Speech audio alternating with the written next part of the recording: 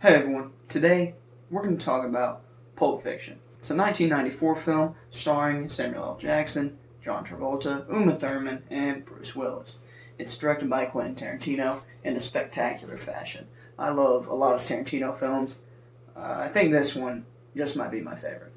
We're going to jump right into the good in this film. First off, it predicts sort of the street level gangster life. It's not like The Godfather. It's the street level. It's the stuff that happens on a day-to-day basis, and it just makes for a really great time. Two, it looks incredible. I mean, the aesthetic of certain scenes, like in Jackrabbit Slim's, just the aesthetic. It's pretty special. It kind of captures a time period. Tarantino used a lot of different combinations of different shots. A few long takes stood out to me. I love long takes. Of course, we can't talk about Tarantino movies, or this movie in particular, without talking about the dialogue. The dialogue is impeccable. It's delivered pretty much perfectly by the actors, especially Samuel L. Jackson and John Travolta when they're going back and forth. I love those scenes. They're some of my favorite in the movie. I think that's the strongest stuff in this film.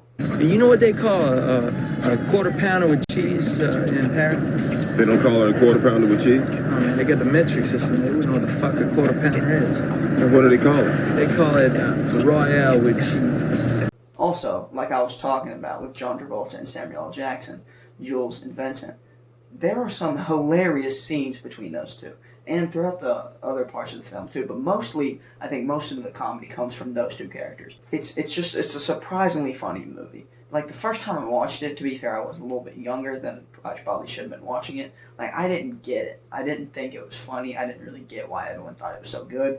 But going back and rewatching it, this past time I watched it was probably like my 7th or 8th time watching it. Like it is a hilarious movie. Music is implemented, I think, just about perfectly in this film. It really elevates pretty much all the scenes that it's implemented into. Just the music is really, really good. And the storytelling. The storytelling is non-linear. I don't think the movie would have been successful, or at least not nearly as successful as it is now, if it was told in a linear fashion.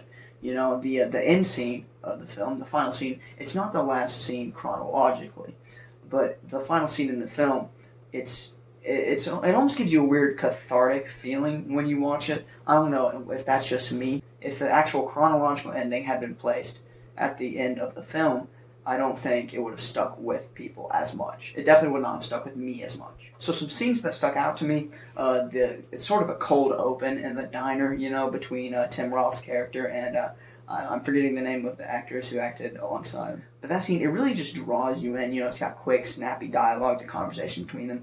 At first you don't really understand what's going on, but like you soon pick up, like what they're talking about, and you soon understand that they're about to rob this diner. Forget it. It's too risky.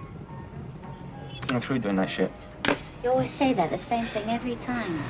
I'm through, never again, too dangerous. I know, that's what I always say. I'm always right, too. But you forget about it in a day or two. Yeah, well, the days of me forgetting are over. The days of me remembering have just begun. For some reason, the dialogue is pretty captivating. On surface level, you wouldn't really think there's anything special about that scene, but with the dialogue, the way it's delivered, the way it's shot, like it's sort of captivating in a way, and I think it's pretty special, and it really brings you into the movie. So after the cold open and the opening credits, you get the first scene, and it's Jules and Vincent, Samuel L. Jackson and John Travolta, and they're doing some gangster stuff, and just the conversations they're having are hilarious. They're talking about, the cultural differences between Amsterdam and America. They have like a 5-minute long conversation about a foot massage that makes for some funny moments. Have you ever given a foot massage? Don't be telling me about foot massages. I'm the foot fucking master. You giving a lot of them? Shit, yeah. Got my technique down and everything. I don't be tickling or nothing. Would you give a guy a foot massage? Fuck you. And I think maybe the funniest part of the movie is the say what again. That whole thing is it's just hilarious. Delivered perfectly by Samuel L. Jackson. What does Marcellus Wallace look like? What? What country you from? What? What ain't no country I ever heard of? They speak English and what? What? English, motherfucker! Do you speak it? Another scene that stood out to me was actually the scene where Vincent is taking the drugs that he buys. This is where music comes into play again. Just a scene of someone taking drugs, it doesn't really appeal to me, but the music behind it and the way it's shot, the directorial choices by Tarantino just make it sort of mesmerizing. So the overdose scene, it might be the most intense scene in any movie ever. Just the way it's set up, it's pure chaos. Everyone's yelling over each other, but also when everyone's yelling over each other, like it actually on repeat viewing, there's some really funny stuff there. Like you'll laugh in spite of yourself at this movie, especially in the scene with Marvin. It's funny and it's messed up. Next, I'm not just gonna talk about one particular scene, just the whole Bonnie situation in general. You know, the ticking clock, the how it gets set up, the sort of comedy thrown in there. It's the whole Bonnie situation is just really well done. And then, like I said, the ending scene, it's almost cathartic in a way. It's a really, really great scene, when they walk out of the diner. Real quick, you might have noticed I didn't really talk about Bruce Willis's role in this movie very much.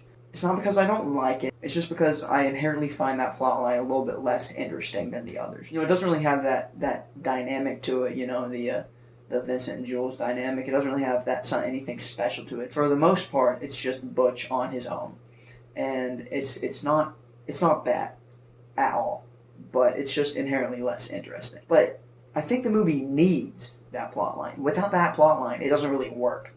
Like there's different stuff in there that I think it really adds to the film overall. So I can't take away points for that plot line, even though I find it a little bit less interesting than the other. And I think the movie actually needs that plot line. So I definitely don't think it should have been cut at all. So overall, I'm going to give this film a 5 out of 5 stars.